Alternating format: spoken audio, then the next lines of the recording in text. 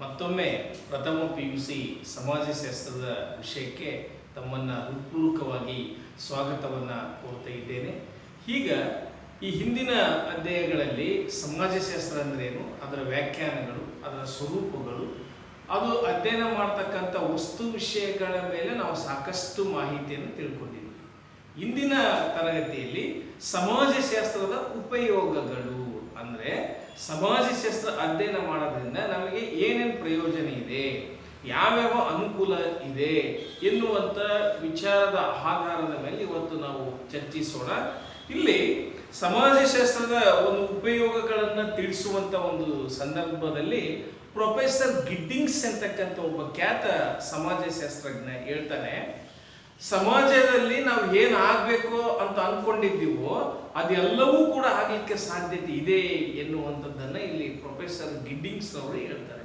ಅಂದರೆ ಇವತ್ತು ಸ್ಪರ್ಧಾತ್ಮಕ ಜಗತ್ತು ಅಂತ ಕರಿತಿದ್ದೀವಿ, ಪರಿವರ್ತನೆಯ ಜಗತ್ತು ಅಂತ ಕರಿತಿದ್ದೀವಿ.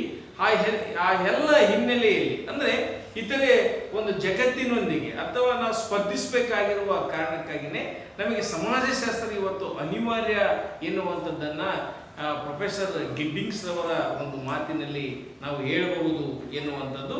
ಆ ಹಿನ್ನೆಲೆಯಲ್ಲಿ ಈ ಆಧುನಿಕ ಸಂಕೀರ್ಣ ಸಮಾಜಗಳಲ್ಲಿ ಹಲವಾರು ವಿಷಯಗಳು, ಹಲವಾರು ಸವಾಲುಗಳು, ಹಲವಾರು ಸಮಸ್ಯೆಗಳು ನಮ್ಮ ಕಣ್ಮುಂದೆ ಇವತ್ತು ಬರ್ತಾ ಇವೆ. ಅವೆಲ್ಲವಕ್ಕೂ ಪರಿಹಾರವನ್ನು ಕಂಡುಕೊಳ್ಳುವಂಥದ್ದು ಬಹಳಷ್ಟು ಮುಖ್ಯ. ಆ ಪರಿಹಾರವನ್ನು ಸೂಚಿಸುವಂಥ ಕೆಲವು ಅಪರೂಪದ ವಿಷಯಗಳಲ್ಲಿ ಸಮಾಜಶಾಸ್ತ್ರವು ಕೂಡ ಒಂದಾಗಿರ್ತಕ್ಕಂಥದ್ದು. ಆ ಹಿನ್ನೆಲೆಯಲ್ಲಿ ಸಮಾಜಶಾಸ್ತ್ರದಿಂದ ಆಗುವ ಉಪಯೋಗಗಳು ಎನ್ನುವಂಥ ಒಂದು ವಿಷಯದ ಆಧಾರದ ಮೇಲೆ ಇಲ್ಲಿ ಪ್ರಪ್ರಥಮವಾಗಿರ್ತಕ್ಕಂಥ ಒಂದು ಉಪಯೋಗ ಅಂತಂದ್ರೆ ವ್ಯಕ್ತಿತ್ವದ ಬೆಳವಣಿಗೆ ಅಂತ ಕರಿತೀವಿ ನಾವು. ಅಂದ್ರೆ ಇಲ್ಲಿ ವ್ಯಕ್ತಿತ್ವದ ಬೆಳವಣಿಗೆ ಅಂದ್ರೆ ನಮ್ಮ ವ್ಯಕ್ತಿತ್ವವನ್ನ, ಉದಾಹರಣೆಗೆ ನಾವು ಯಾವ ರೀತಿಯಾಗಿ ಪರಿಸರದಲ್ಲಿ ಬೆಳೀತಾ ಇದ್ದೀವಿ. ನಾವು ಹುಟ್ಟುವಾಗ ಎಲ್ಲ ಮನುಷ್ಯರು ಜೈವಿಕ ಜೀವಿ, ನಮ್ಮನ್ನು ಸಾಮಾಜಿಕ ಜೀವಿಯನ್ನಾಗಿ ಮಾಡಲಿಕ್ಕೆ ಬಹುಮುಖ್ಯವಾಗಿ ಸಮಾಜಶಾಸ್ತ್ರದಂಥ ಒಂದು ವಸ್ತು ವಿಷಯಗಳು ನಮಗೆ ಅನಿವಾರ್ಯ.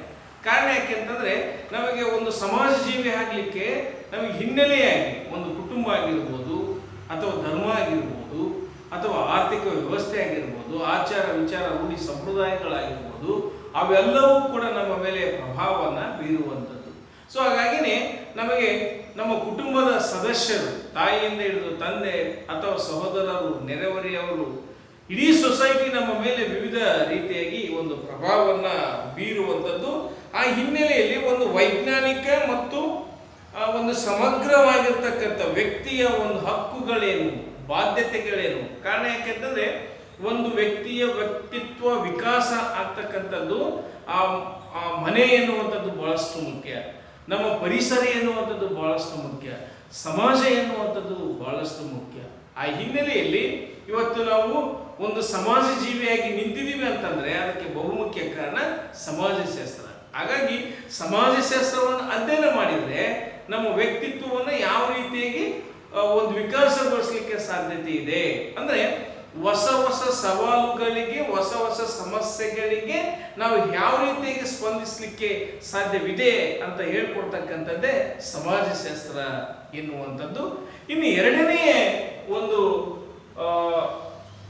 ಉಪಯೋಗ ಅಂತಂದ್ರೆ ಮನೋಭಾವನೆಗಳ ಬದಲಾವಣೆ ಅಂತ ಕರಿತೀವಿ ನಾವು. ಮನೋಭಾವನೆ ಅಂದ್ರೆ ನಮಗೆ ನಮ್ಮ ಮೇಲೆ ಒಂದು ಪ್ರಭಾವ ಬೀರ್ತಕ್ಕಂಥದ್ದು, ಧರ್ಮ ಆಗಿರ್ಬೋದು ಮತ್ತು ಆಚಾರ ವಿಚಾರ ಆಗಿರ್ಬೋದು.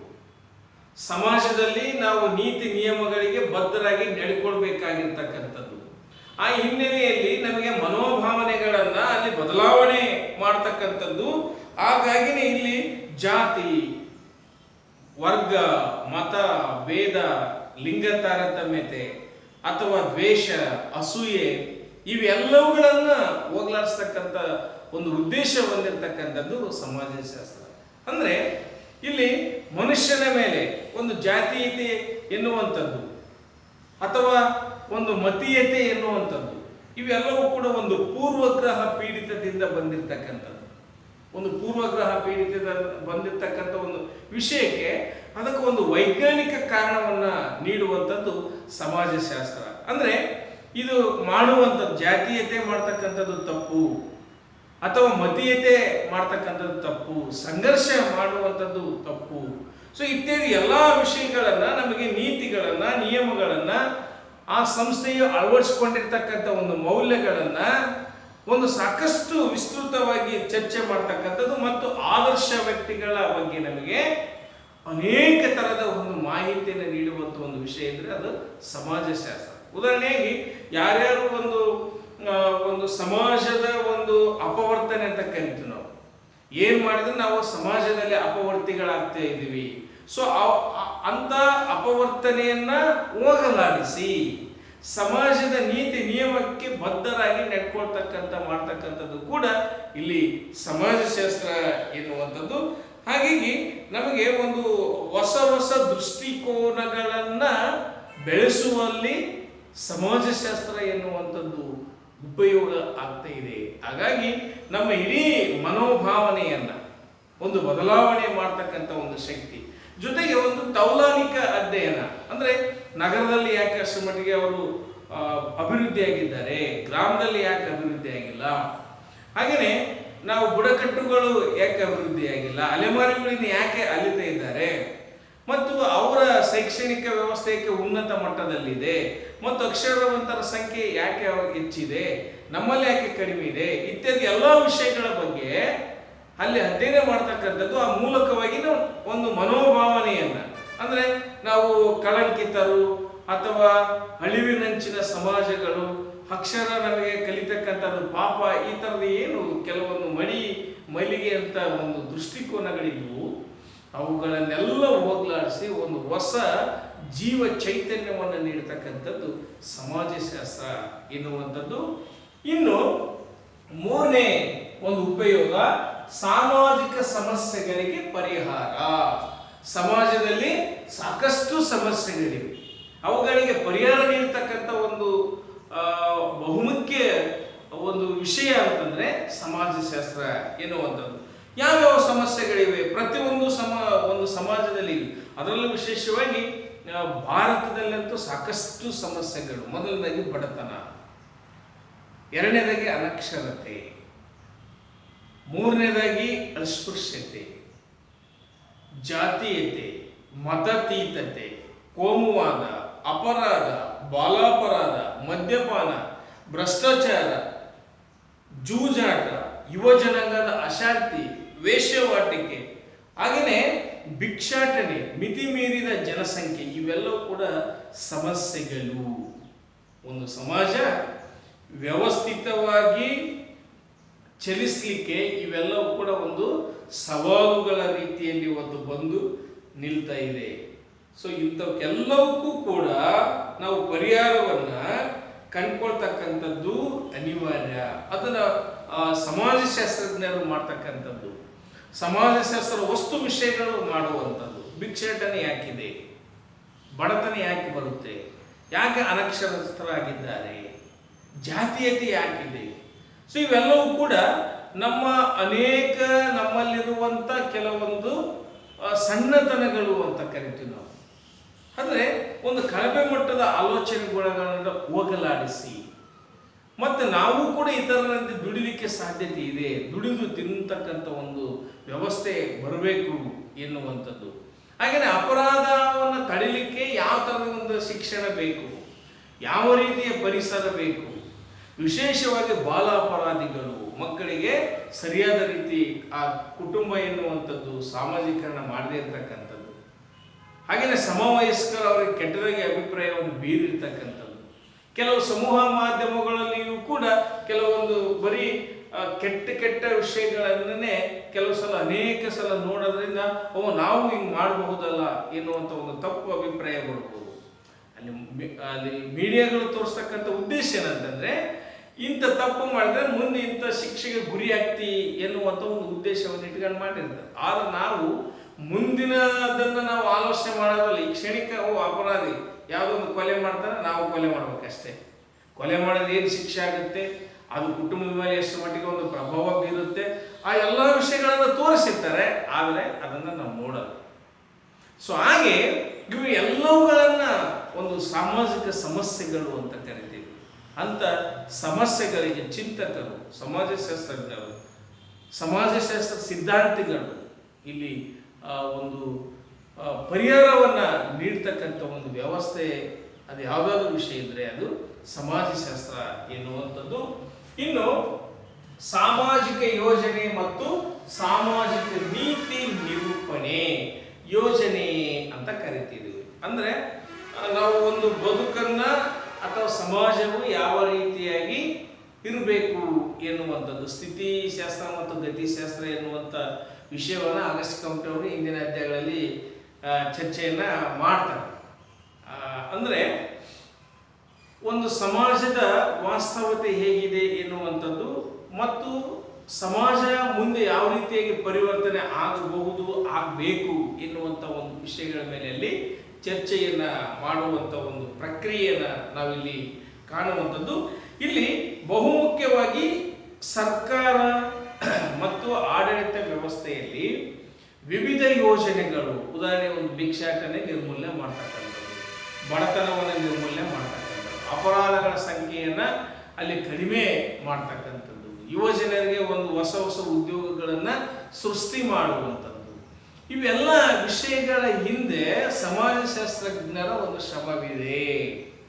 ಆ ಸಮಾಜಶಾಸ್ತ್ರಜ್ಞರು ಕೂಲಂಕುಷವಾಗಿ ಅಧ್ಯಯನ ಮಾಡಿ ಸಮಸ್ಯೆಗಳಿಗೆ ಪರಿಹಾರವನ್ನು ಕಂಡುಕೊಂಡು ಫಲಿತಗಳನ್ನು ಕಂಡುಕೊಂಡು ಸರ್ಕಾರಕ್ಕೆ ಒಂದು ವರದಿಯನ್ನು ಸಲ್ಲಿಸ್ತಾರೆ.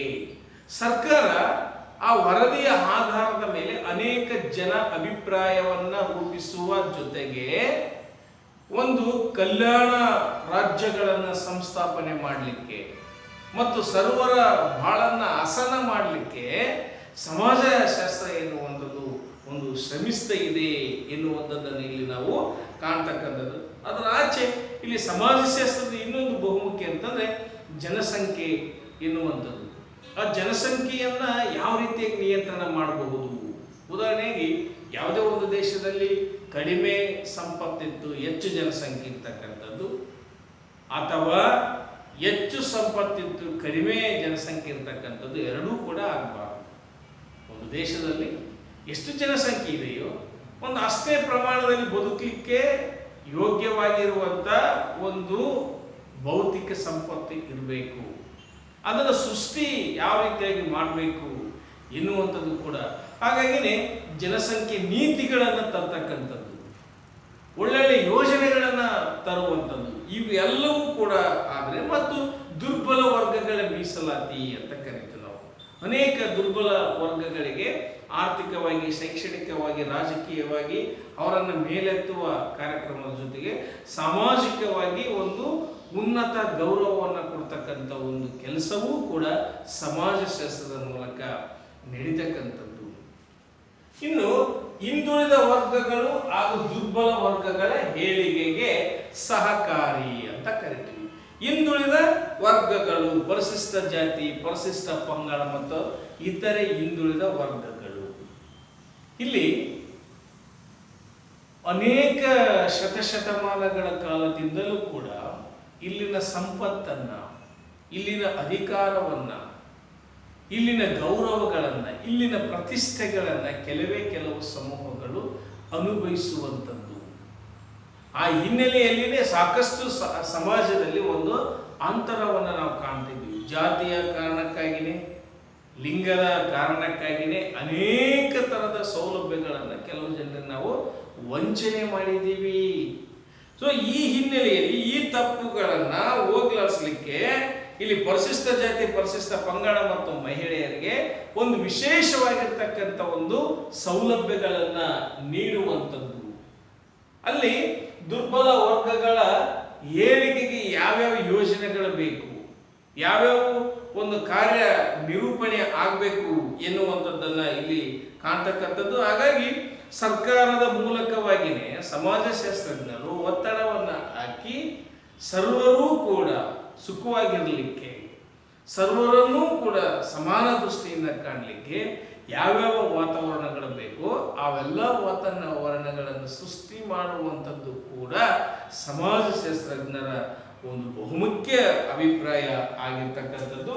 ಇನ್ನು ಆರನೇ ಒಂದು ಬಹುಮುಖ್ಯ ಉಪಯೋಗ ಬೋಧನಾ ವಿಷಯವಾಗಿ ಸಮಾಜಶಾಸ್ತ್ರ ಒಂದು ಒಳ್ಳೆಯ ಬೋಧನಾ ವಿಷಯ ಆಗಿರ್ತಕ್ಕಂಥದ್ದು. ಉದಾಹರಣೆ ಏನು PU ಹಂತದಿಂದ ಹಿಡಿದು ಪದವಿ ಹಂತ, ಸ್ನಾತಕೋತ್ತರ ಪದವಿ ಹಂತದವರೆಗೂ PhD ಮಾಡ್ತಕ್ಕಂಥವರಿಗೂ ಕೂಡ ಇಲ್ಲಿ ಅತ್ಯುತ್ತಮವಾಗಿರ್ತಕ್ಕಂಥ ಒಂದು ಬೋಧನಾ ವಿಷಯಗಳನ್ನು ಕಾಣ್ತೀವಿ. ಇದರಾಚೆ ಇವತ್ತೇನು ಕರ್ನಾಟಕ ಆಡಳಿತ ಸೇವೆಯಲ್ಲಿ ಅಥವಾ ಕೇಂದ್ರ ಸರ್ಕಾರದ ಆಡಳಿತ ಸೇವೆಯಲ್ಲಿ IAS ಆಗಿರ್ಬೋದು, KS ಆಗಿರ್ಬೋದು, IPS ಆಗಿರ್ಬೋದು, IFS ಆಗಿರ್ಬೋದು, ಅಥವಾ ಈ ಥರದ ಒಂದು ಕಾಂಪಿಟೇಟಿವ್ ಎಕ್ಸಾಮ್ಗಳಿಗೆ ಇಲ್ಲಿ ಸಾಕಷ್ಟು ವಿಷಯಗಳು ಇರುವಂಥದ್ದು. ಸೊ ಇದರಿಂದ ಸಮಾಜ ಕಲ್ಯಾಣ ಇಲಾಖೆ, ಕುಟುಂಬ ಕಲ್ಯಾಣ, ಸಾರ್ವಜನಿಕ ಆಡಳಿತ, ಮಹಿಳಾ ಮತ್ತು ಮಕ್ಕಳ ಮುಂತಾದ ಕ್ಷೇತ್ರಕ್ಕೆ ಸಮಾಜಶಾಸ್ತ್ರದಿಂದ ಸಾಕಷ್ಟು ಉಪಯೋಗ ಇದೆ. ಸೊ ಹಾಗಾಗಿ ಇಲ್ಲಿ ಬೋಧನಾ ವಿಷಯವಾಗಿ ನಾವು ಕೇವಲ ಸಮಾಜಶಾಸ್ತ್ರ ಅನ್ನುವಂಥದ್ದು ಕೇವಲ ಜ್ಞಾನ ಸಂಪಾದನೆ ಅಷ್ಟೇ ಅಲ್ಲ, ಆ ಜ್ಞಾನ ಸಂಪಾದನೆ ಜೊತೆಗೆ ಈ ಥರದ ಒಂದು ಉಪಯೋಗಗಳನ್ನು ನೀಡುವಂಥದ್ದು. ಸೊ ಅದರಿಂದ ಅನೇಕ ಥರದ ಬೋಧನಾ ವಿಷಯದ ಜೊತೆಗೆ ನಮ್ಮ ಮನ ಪರಿವರ್ತನೆ ಆಗೋ ಜೊತೆಗೆ ನಮ್ಮ ಸಮಾಜವು ಕೂಡ ಸುಧಾರಿಸಿ ನಮಗೆ ಒಂದು ರೀತಿಯ ಉದ್ಯೋಗಗಳನ್ನು ಲಭಿಸ್ತಕ್ಕಂಥದ್ದು ಕೂಡ ಸಾಧ್ಯತೆ ಇದೆ ಸಮಾಜಶಾಸ್ತ್ರದಲ್ಲಿ.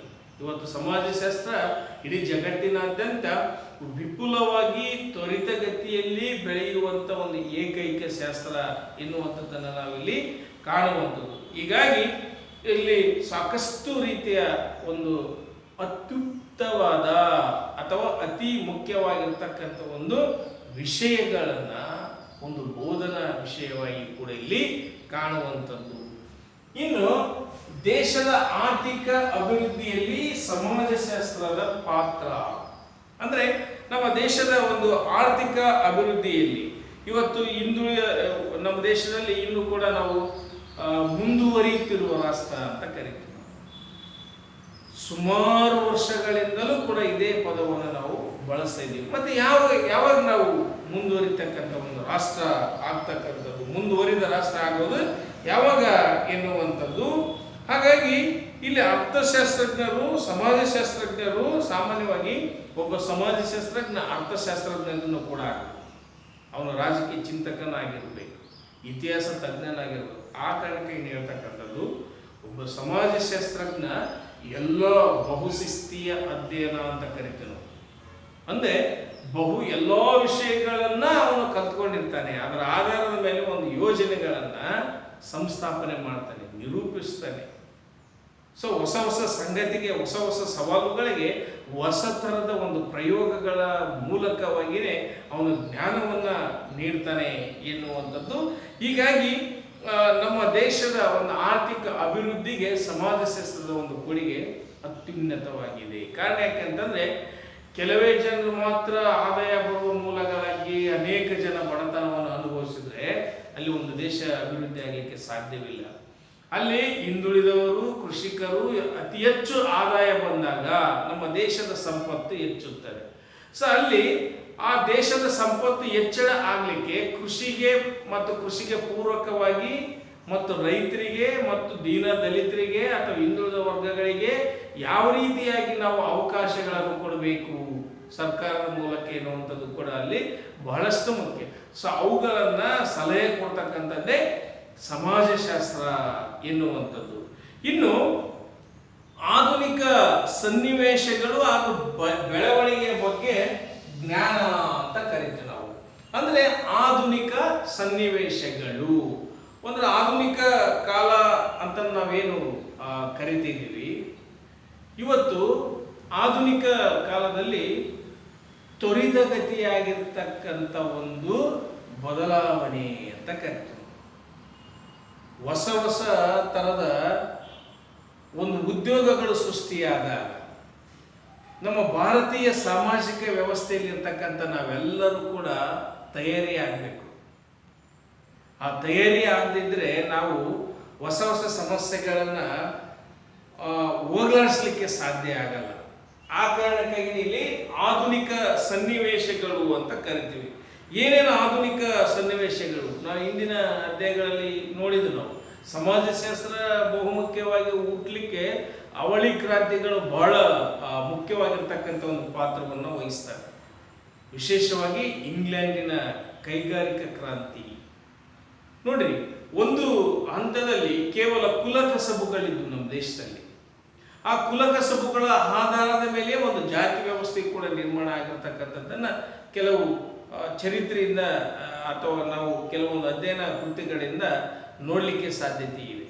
ಮತ್ತು ಆ ಕುಲಕಸಬುಗಳು ಹೆಚ್ಚು ಆದಾಯವನ್ನು ತರದೆ, ಅದರಿಂದ ಹೆಚ್ಚು ಆದಾಯ ಇಲ್ಲ, ಅದರ ಆಚೆ ನಮ್ಮ ಘನತೆಗಳನ್ನು, ನಮ್ಮ ಗೌರವಗಳನ್ನು ಕಸಿದುಕೊಳ್ತಕ್ಕಂಥ ಕೆಲವೊಂದು ಕುಲಕಸಬುಗಳು ಕೂಡ ಇದ್ದವು. ಕೀಳು ವೃತ್ತಿಯವರು ಅಂತಂದ ಆ ರೀತಿಯಾಗಿ ಕರಿತಿದ್ರು. ಮತ್ತು ಅಂಥ ವೃತ್ತಿಯವರಿಗೆ ಯಾವುದೇ ಥರದ ಒಂದು ಸೌಲಭ್ಯಗಳ ಅಗತ್ಯತೆ ಇಲ್ಲ ಎನ್ನುವಂಥದ್ದು ಕೂಡ ಕೆಲವು ಸಂದರ್ಭದಲ್ಲಿ ಕೆಲವು ವ್ಯಕ್ತಿಗಳ ಮೂಲಕವಾಗಿಯೇ ಅದು ಹೇರಲ್ಪಟ್ಟಿತ್ತು ಎನ್ನುವಂಥದ್ದು. ಆದರೆ ಯಾವತ್ತು ಇಂಗ್ಲೆಂಡಿನಲ್ಲಿ ಕೈಗಾರಿಕಾ ಕ್ರಾಂತಿ, ಯಾಕೆಂದರೆ ಹೆಚ್ಚುತ್ತಿರುವ ಜನಸಂಖ್ಯೆ, ಅಸಂಖ್ಯಾತ ಜನರಿಗೆ ಒಂದು ಅಸಂಖ್ಯಾತ ರೀತಿಯಲ್ಲಿ ಬೇಡಿಕೆಗಳು ಈಡೇರಬೇಕಾದ್ರೆ ನಮಗೆ ಅನಿವಾರ್ಯವಾಗಿ ಕೈಗಾರಿಕೆಗಳ ಸಂಸ್ಥಾಪನೆ ಅನಿವಾರ್ಯ ಆಯಿತು. ಹಾಗಾಗಿ ಅಸಂಖ್ಯಾತರ ಬೇಡಿಕೆಗಳನ್ನು ಅಸಂಖ್ಯಾತವಾಗಿ ನಾವು ಪ್ರೊಡಕ್ಟ್ ಮಾಡಲಿಕ್ಕೆ ಕೈಗಾರಿಕರಣಕ್ಕೆ ಮಾರುವುದ್ವಿ. ನಮಗೆ ಬೇಕಾಗಿರ್ತಕ್ಕಂಥ ಎಲ್ಲ ಒಂದು ಬೇಡಿಕೆಗೆ ಅನುಗುಣವಾಗಿ ಒಂದು ಉತ್ಪಾದನೆಗಳನ್ನು ಮಾಡಿದ್ವಿ. ಆ ಉತ್ಪಾದನೆಗಳ ಆಧಾರದ ಮೇಲೆ ಎಲ್ಲವನ್ನೂ ಕೂಡ ನಮಗೆ ಸಿಕ್ಕ ಮೇಲೆ ನಿಧಾನವಾಗಿ ಹೊಸ ಹೊಸ ಉದ್ಯೋಗಗಳು ಸೃಷ್ಟಿಯಾದವು. ಆ ಹೊಸ ಹೊಸ ಉದ್ಯೋಗಗಳು ಯಾವ ಸೃಷ್ಟಿಯಾದವು, ಇಲ್ಲೇನು ಗ್ರಾಮೀಣ ಪ್ರದೇಶದಲ್ಲಿ ಜಾತೀಯತೆಯ ಆಧಾರದ ಮೇಲೆ ಕುಲಕಸಬುಗಳನ್ನು ನಂಬಿಕೊಂಡಿದ್ರು ಜನ, ಅವರೆಲ್ಲ ಏನು ಮಾಡಿದ್ರು ಅಂತಂದ್ರೆ ನಗರ ಪ್ರದೇಶಕ್ಕೆ ಬರ್ತಾರೆ. ಹೊಸ ಹೊಸ ಉದ್ಯೋಗಗಳಿಗೆ ತಮ್ಮನ್ನು ತಾವು ತೆರೆದುಕೊಳ್ತಾರೆ. ಇಲ್ಲಿ ಬಂದ ಮೇಲೆ ಅವ್ರಿಗೆ ವಸತಿ ಸಮಸ್ಯೆನೇ ಇರುತ್ತೆ, ಆಹಾರದ ಸಮಸ್ಯೆನೇ ಇರುತ್ತೆ, ಕೆಲವು ಸಲ ಉದ್ಯೋಗ ನೇರವಾಗಿ ಸಿಗದೇ ಇರತಕ್ಕಂಥದ್ದು ಇರುತ್ತೆ. ಅದರ ಆಚೆಯೂ ಕೂಡ ಹೊಸ ಥರದ ಅವಕಾಶಗಳನ್ನು ಪಡ್ಕೊಂಡಿರ್ತಕ್ಕಂಥ ಜನತೆ ಗೌರವದಿಂದ ಒಂದು ಸಾಕಷ್ಟು ಆದಾಯಗಳನ್ನು ಒಂದು ತರುವ ರೀತಿಯಲ್ಲಿ ತಮ್ಮ ಇಡೀ ಬದುಕನ್ನು ಸುಧಾರಿಸಿಕೊಳ್ತಾರೆ.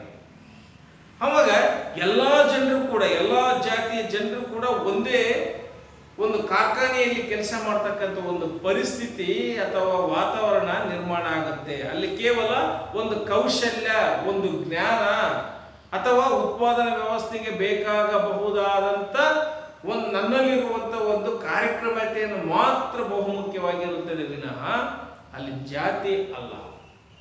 ಹಾಗಾಗಿ ಇಂಗ್ಲೆಂಡಿನಲ್ಲಿ ಆಗಿರ್ತಕ್ಕಂಥ ಒಂದು ಕೈಗಾರಿಕಾ ಕ್ರಾಂತಿ ಜಗತ್ತಿನ ಎಲ್ಲ ದೇಶಗಳ ಮೇಲೆ ನಿಧಾನವಾಗಿ ಪ್ರಭಾವ ಬೀರಿತು. ಹಂಗೆ ನಮ್ಮ ದೇಶದ ಮೇಲೆ ಕೂಡ ಅದು ಪ್ರಭಾವವನ್ನು ಬೀರಿತು. ಅಲ್ಲಿ ಮೂಲ ಕಸುಬುಗಳನ್ನು ನಂಬಿಕೊಂಡಿರ್ತಕ್ಕಂಥ ಜನ ನಿಧಾನವಾಗಿ ನಗರದತ್ತ ಧಾವಿಸಿದ್ರು, ವಲಸೆ ಬಂದರು ಉದ್ಯೋಗಕ್ಕಾಗಿದೆ. ಅಲ್ಲಿ ಬಂದಿರತಕ್ಕಂಥ ಉನ್ನತ ಶಿಕ್ಷಣವನ್ನು ಕಲೀಲಿಕ್ಕೆ ಆರಂಭ ಮಾಡಿದರು, ಔದ್ಯೋಗಿಕ ಶಿಕ್ಷಣವನ್ನು ಕಲೀಲಿಕ್ಕೆ ಆರಂಭ ಮಾಡಿದರು. ಇದು ಆಧುನಿಕ ಸನ್ನಿವೇಶಗಳು ಅಂತ ಕರೀತೀವಿ ನಾವು. ಇಂಥ ಆಧುನಿಕ ಸನ್ನಿವೇಶಗಳು ತೆರೆದುಕೊಂಡಾಗ ಇಲ್ಲಿ ಅದರ ಜೊತೆಗೆ ಸಮಸ್ಯೆಗಳನ್ನು ಹುಟ್ಟುಕೊಂಡವು. ಆ ಸಮಸ್ಯೆಗಳನ್ನು ಬಗೆಹರಿಸಲಿಕ್ಕೆ ಅನಿವಾರ್ಯವಾಗಿ ಸಮಾಜಶಾಸ್ತ್ರ ಎನ್ನುವಂಥದ್ದು ಹುಟ್ಟುಕೊಳ್ತು. ಆ ಹುಟ್ಕೊಂಡ ಮೇಲೆ ಅಥವಾ ಉಗಮ ಆದ ಮೇಲೆ ಸಮಾಜಶಾಸ್ತ್ರಜ್ಞರು ಅಂಥ ಸಮಸ್ಯೆ ಸವಾಲುಗಳಿಗೆ ಅನಿವಾರ್ಯವಾಗಿ ಒಂದು ಪರಿಹಾರವನ್ನು ಅಥವಾ ಫಲಿತವನ್ನು ಕೊಡಬೇಕಾಗಿರ್ತಕ್ಕಂಥ ಒಂದು ವಾತಾವರಣವು ಕೂಡ ಸೃಷ್ಟಿಯಾಯಿತು. ಹೀಗಾಗಿನೇ ಇಲ್ಲಿ ಆಧುನಿಕ ಸನ್ನಿವೇಶಗಳು ಎನ್ನುವಂಥದ್ದು ಬಹಳಷ್ಟು ಮುಖ್ಯ. ಜೊತೆಗೆ ಬೆಳವಣಿಗೆಯ ಒಂದು ಬಗ್ಗೆ ನಮಗಿರ್ತಕ್ಕಂಥ ಒಂದು ಜ್ಞಾನ ಅಂತ ಕರಿತೀವಿ ನಾವು. ಅಂದರೆ ಆಧುನಿಕ ಸನ್ನಿವೇಶಗಳು ನಮಗೆ ಹೊಸ ಥರದ ಜ್ಞಾನಕ್ಕೆ, ಏಕೆಂದರೆ ಹಿಂದೆ ನಾವು ಕೇವಲ ಮಡಿ ಮೈಲಿಗೆ ಎನ್ನುವಂಥದ್ದು, ಅಸ್ಪೃಶ್ಯತೆ ಎನ್ನುವಂಥದ್ದು ಅಥವಾ ಜಾತಿಯ ಒಂದು ನಿರ್ಬಂಧದ ಹಿನ್ನೆಲೆಯಲ್ಲಿ ಕೆಲವು ಸಮುದಾಯಗಳನ್ನು ಅನರ್ಹಗೊಳಿಸಿರ್ತಕ್ಕಂಥದ್ದು, ಕೆಲವು ಸಮುದಾಯಗಳನ್ನು ಅರ್ಹಗೊಳಿಸಿರ್ತಕ್ಕಂಥದ್ದು, ಕೆಲವು ಜನರು ಮಾತ್ರ ಆ ಸಂಪತ್ತನ್ನು ಉಪಯೋಗಿಸ್ತಕ್ಕಂಥದ್ದು, ಇವೇನಿದ್ವೋ ಇವೆಲ್ಲ ನಿಧಾನವಾಗಿ ಪರಿವರ್ತನೆ ಆಗಲಿಕ್ಕೆ ಸಾಧ್ಯತೆ ಆಯಿತು. ಬದಲಾಗಿ ಬೇರೆ ಬೇರೆ ಥರದ ಒಂದು ಹೊಸ ಜ್ಞಾನ ಎನ್ನುವಂಥದ್ದು ಆರಂಭ ಆಯಿತು. ಆ ಹೊಸ ಜ್ಞಾನ ಯಾವ ರೀತಿಯಾಗಿ ಅಂತಂದರೆ ಒಂದು ಜಾತ್ಯತೀತ ಮನೋಭಾವನೆಯನ್ನು ರೂಢಿಸ್ತಕ್ಕಂಥದ್ದು, ಮತ್ತು ಹೊಸ ಉದ್ಯೋಗಕ್ಕೆ ತನ್ನನ್ನು ತಾನು ತೆರೆದುಕೊಳ್ತಕ್ಕಂಥ ಒಂದು ರೂಢಿ ಮಾಡಿಕೊಂಡ ಮನುಷ್ಯ ಎನ್ನುವಂಥದ್ದು. ಮತ್ತು ಸಾಮಾಜಿಕ ನ್ಯಾಯ ಎನ್ನುವಂಥದ್ದು ನಿಧಾನವಾಗಿ ಇಬ್ಬರಲ್ಲೂ ಕೂಡ ಸಹಮತ ಮೂಡಲಿಕ್ಕೆ ಸಾಧ್ಯತೆ ಆಯಿತು. ಹೀಗಾಗಿ ಸಮಾಜಶಾಸ್ತ್ರ ಎನ್ನುವಂಥದ್ದು ಆಧುನಿಕ ಸನ್ನಿವೇಶಗಳ ಬಗ್ಗೆ, ಹಾಗೆಯೇ ಇಲ್ಲಿ ಒಂದು ಬೆಳವಣಿಗೆಯ ಬಗ್ಗೆ ನಮಗೆ ಸಾಕಷ್ಟು ಜ್ಞಾನವನ್ನು ನೀಡಲಿಕ್ಕೆ ಸಾಧ್ಯತೆ ಆಯಿತು ಎನ್ನುವಂಥದ್ದನ್ನು ಇಲ್ಲಿ ನಾವು ಕಾಣತಕ್ಕಂಥದ್ದು. ಇದರಾಚೆ ಸಂಶೋಧಕರಿಗೆ ಅಂದರೆ ವಿವಿಧ ವಿಷಯಗಳನ್ನು ಆಯ್ಕೆ ಮಾಡಿಕೊಂಡು ಸಮಾಜದಲ್ಲಿನ ಅನೇಕ ಸಮಸ್ಯೆ ಸವಾಲುಗಳಿಗೆ ವಿಷಯಗಳನ್ನು ಆಯ್ಕೆ ಮಾಡಿಕೊಂಡು ಸಂಶೋಧನೆಯನ್ನು ಮಾಡ್ತಕ್ಕಂಥ ಅನೇಕ ಜನರಿಗೆ ಅಲ್ಲಿ ಉಪಯೋಗ ಆಯಿತು. ಅಂದರೆ ವಿವಿಧ ಆಸಕ್ತಿಗಳ ಮೇಲೆ ಒಂದು ಸಂಶೋಧಕರಿಗೆ ಅಲ್ಲಿ ಉದ್ಯೋಗವೂ ಲಭಿಸಿತು, ಹಾಗೆಯೇ ಅವರಿಗೆ ಸಾಕಷ್ಟು ಥರದ ಒಂದು ಮಾಹಿತಿಯನ್ನು ಕೂಡ ಕೊಡಲಿಕ್ಕೆ ಸಾಧ್ಯತೆ ಆಯಿತು. ಹೀಗಾಗಿ ವಿದ್ಯಾರ್ಥಿಗಳೇ, ಸಮಾಜಶಾಸ್ತ್ರ ಎನ್ನುವಂಥದ್ದು ಒಂದು ಬಹು ವಿಶಾಲವಾಗಿರ್ತಕ್ಕಂಥ ಮತ್ತು ವಿವಿಧ ರೀತಿಯ ಜ್ಞಾನವನ್ನು ಒಳಗೊಂಡಿರ್ತಕ್ಕಂಥ ಮತ್ತು ಮನುಷ್ಯನನ್ನೇ ಒಂದು ಮುಖ್ಯ ಕೇಂದ್ರ ಬಿಂದುವನ್ನಾಗಿ ಮಾಡಿಕೊಂಡು ಅನೇಕ ಥರದ ಒಂದು ಮಾಹಿತಿಯನ್ನು ಸಂಗ್ರಹ ಮಾಡಿ, ಆ ಮಾಹಿತಿ ಸಂಗ್ರಹವಾಗಿರ್ತಕ್ಕಂಥ ಒಂದು ಮಾಹಿತಿಯನ್ನು ಎಲ್ಲರ ಕಲ್ಯಾಣಕ್ಕಾಗಿ ಉಪಯೋಗಿಸ್ಲಿಕ್ಕೆ ಇದು ಸಂಸ್ಥಾಪನೆಯಾಗಿರ್ತಕ್ಕಂಥದ್ದು ಒಂದು ಬಹುಮುಖ್ಯ ಉದ್ದೇಶ. ಅದನ್ನೇ ಅನೇಕ ಸಮಾಜಶಾಸ್ತ್ರಜ್ಞರು, ನಾವೇನು ಪಾಶ್ಚಿಮಾತ್ಯ ಅಥವಾ ಪುರಾತನ ಸಮಾಜಶಾಸ್ತ್ರಜ್ಞರಿಂದ ಹಿಡಿದು ಇಲ್ಲಿ ಆಧುನಿಕ ಸಮಾಜಶಾಸ್ತ್ರಜ್ಞರವರೆಗೂ ಕೂಡ ಅದೇ ರೀತಿಯಾಗಿಯೇ ಇಲ್ಲಿ ಸಮಾಜಶಾಸ್ತ್ರ ಎನ್ನುವಂಥದ್ದು ಬೆಳವಣಿಗೆ ಆಗ್ತಾ ಇದೆ. ಹಾಗಾಗಿ ಸಮಾಜಶಾಸ್ತ್ರ ಅಧ್ಯಯನ ಮಾಡೋದ್ರಿಂದ ಸಾಕಷ್ಟು ಜನರು ಪ್ರಶ್ನೆಯನ್ನು ಮಾಡ್ತಾರೆ, ನಮಗೇನಾದ್ರಿಂದ ಉಪಯೋಗ ಇಲ್ಲ ಅಂತ. ಸೊ ಇದ್ರ ಮೂಲಕ ನಮಗೆ ಗೊತ್ತಾಗುತ್ತೆ, ಸಮಾಜಶಾಸ್ತ್ರ ಅಧ್ಯಯನ ಮಾಡೋದ್ರಿಂದ ಜಗತ್ತಿನಾದ್ಯಂತ ವಿಪುಲವಾಗಿರ್ತಕ್ಕಂಥ ಒಂದು ಅವಕಾಶಗಳಿವೆ. ಆದರೆ ನಮಗೆ ಅದರ ಬಗ್ಗೆ ಒಂದು ಮಾಹಿತಿ ಇರಬೇಕು, ಜ್ಞಾನ ಇರಬೇಕು. ಹಾಗಾದಾಗ ಮಾತ್ರ ನಾವು ಒಂದು ಅವಕಾಶವನ್ನು ಪಡ್ಕೊಳ್ಳಿಕ್ಕೆ ಸಾಧ್ಯತೆ ಇದೆ ಎನ್ನುವಂಥದ್ದನ್ನು ನಾವು ಇಲ್ಲಿ ನೋಡುವಂಥದ್ದು. ಹೀಗಾಗಿ ಸಮಾಜಶಾಸ್ತ್ರದಲ್ಲಿ ನಮಗೆ ಒಂದು ಸಾಕಷ್ಟು ವಿಷಯಗಳು ಇರುವಂಥದ್ದನ್ನು ಇಲ್ಲಿ ಕಾಣ್ತಕ್ಕಂಥದ್ದು. ನಾವು ಮತ್ತೆ ಒಂದು ಮುಂದಿನ ಅಧ್ಯಾಯಗಳಲ್ಲಿ ಸಮಾಜಶಾಸ್ತ್ರದ ಚಿಂತಕಗಳ ಬಗ್ಗೆ ನಾವು ಮಾಹಿತಿಯನ್ನು ತಿಳ್ಕೊಳ್ಳೋಣ. ಅಲ್ಲಿಯ ತನಕ ನೀವು ಈಗ ತಾನೇ ನಾವು ಬೋಧನೆ ಮಾಡಿರ್ತಕ್ಕಂಥ ಒಂದು ಉಪಯೋಗಗಳ ಬಗ್ಗೆ ನೀವು ನೋಟ್ಸನ್ನು ಮಾಡಿ ಅದನ್ನು ಕಂಠಪಟ್ಟ ಹಾಕಿ ಬರಿತಕ್ಕಂಥ ಒಂದು ಅಭ್ಯಾಸವನ್ನು ಮಾಡಿದರೆ ಇದು 10 ಅಂಕದ ಪ್ರಶ್ನೆ. ಹೇಳಿದಾಗಿನೇ 10 ಅಂಕದ ಪ್ರಶ್ನೆ ಪ್ರತಿ ವರ್ಷನೂ ಕಡ್ಡಾಯವಾಗಿ ಕೇಳ್ತಾನೆ. ಹಾಗಾಗಿ ಇದನ್ನು ನೀವು ಹೆಚ್ಚು ಮನನವನ್ನು ಮಾಡಿಕೊಂಡು ಪ್ರಾಕ್ಟೀಸ್ ಮಾಡಿಕೊಂಡು ಇದರಲ್ಲಿರ್ತಕ್ಕಂಥ ಅನೇಕ ವಿಷಯಗಳನ್ನು ನಿಮ್ಮ ಬದುಕಿನಲ್ಲಿಯೂ ಕೂಡ ನೀವು ಅಳವಡಿಸ್ಕೊಂಡ್ರೆ ಖಂಡಿತವಾಗಿಯೂ ಕೂಡ ಸಮಾಜಶಾಸ್ತ್ರವನ್ನು ಕಲಿತಿದ್ದಕ್ಕೂ ಕೂಡ ಸಾರ್ಥಕ ಆಗುತ್ತೆ. ಧನ್ಯವಾದಗಳು.